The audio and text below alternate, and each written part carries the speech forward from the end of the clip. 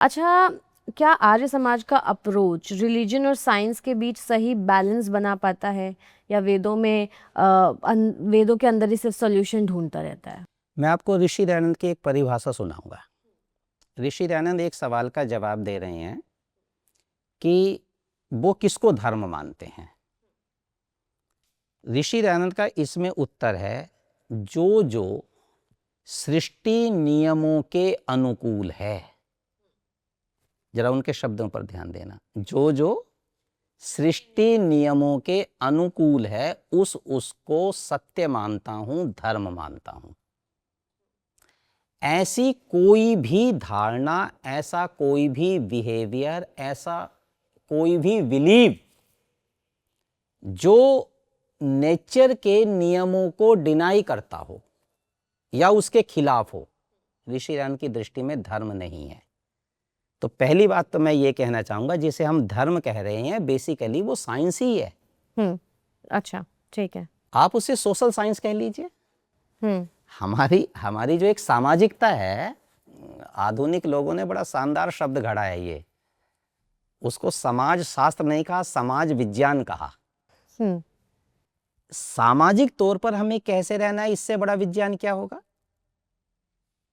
हमें सामाजिक तौर पर कैसे एक दूसरे से बर्ताव करना है, ये भी तो साइंस है। धर्म हमें ये सिखाता है, और इसकी जो बहुत ऊंची स्थिति है वो हमें सृष्टि नियमों को सिखाती है। यूनिवर्स का निर्माण कैसे हो रहा है। फिलॉसफी हमारे धर्म के बाहर नहीं है।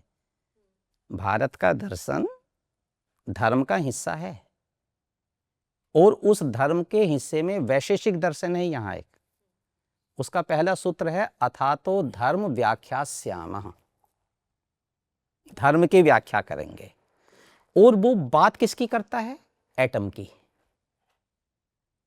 भारत में एक वैशेषिक नाम का दर्शन है जिसे कणाद ऋषि ने बनाया। कणाद ऋषि की रचना है वैशेषिक दर्शन। तो जो वैशेषिक दर्शन के सूत्र हैं उसमें टोटली जो बात की गई है वो एटम की बात है, और वो बता रहा है कि सृष्टि का निर्माण हुआ कैसे, कैसे दो एटम मिलते हैं। सांख्य दर्शन हमारा इसकी व्याख्या करता है, प्रकृति के 3 तत्वों की बात करता है, और उन 3 तत्वों में किस तरह से विक्षोभ होकर के क्रिएशन होती है उसकी चर्चा करता है। झगड़ा शब्द का ही है ना, आप शहद कह दीजिए, हानि मत कहिए, इतना ही झगड़ा है बस। हाँ। हम उसे सत्व रजस तमस कह लेते हैं, आधुनिक साइंस में हम उनके कुछ और नाम कह लेते हैं।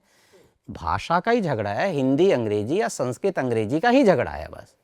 लेकिन यदि आप उस पाथ पर जाएंगे, उस रूट को यदि आप अध्ययन के उसमें लेंगे, तो वैसा ही दिखाई पड़ेगा कि साइंटिफिक अप्रोच है और धर्म उससे अलग नहीं है।